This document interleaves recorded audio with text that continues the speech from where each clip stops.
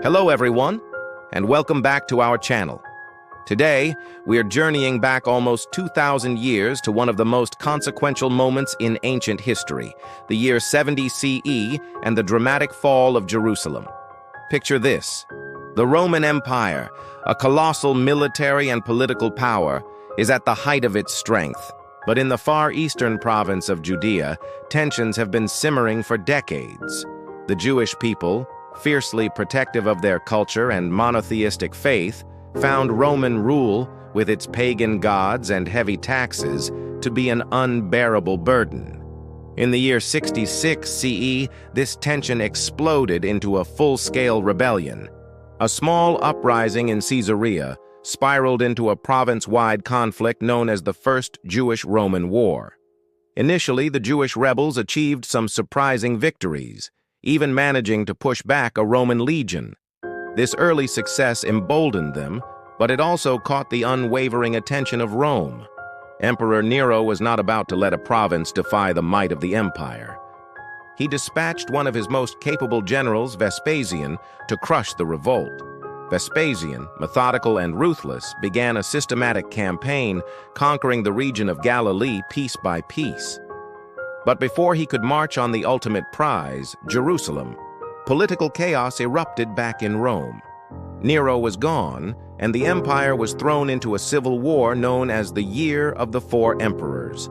In a stunning turn of events, Vespasian himself emerged from the chaos as the new emperor of Rome. He left for the capital to secure his throne, handing command of the Judean campaign over to his son, Titus.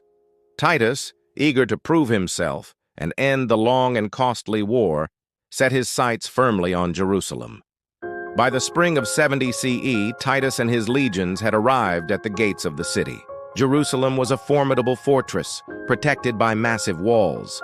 But inside, the city was tearing itself apart. Different factions of Jewish rebels were fighting amongst themselves for control, a tragic infighting that severely weakened their ability to present a united front against the Romans. The siege that followed was brutal and devastating. The Romans built enormous siege towers and battering rams, relentlessly pounding at the city's defenses. For months, the people of Jerusalem endured starvation and constant attacks. The historian Josephus, who was an eyewitness to these events, wrote harrowing accounts of the suffering inside the walls. Finally, after a grueling siege, the Roman legions breached the city's defenses. They fought their way through the streets, pushing the remaining defenders back to their most sacred site, the Temple Mount, home to the magnificent Second Temple. This temple was the heart of Judaism, a place of pilgrimage and the center of religious life for centuries. According to Josephus, Titus had initially intended to preserve the temple, but in the chaos and fury of the final battle, a Roman soldier threw a torch into one of the temple's chambers. The flames quickly spread, engulfing the entire structure in a massive inferno. The destruction was absolute.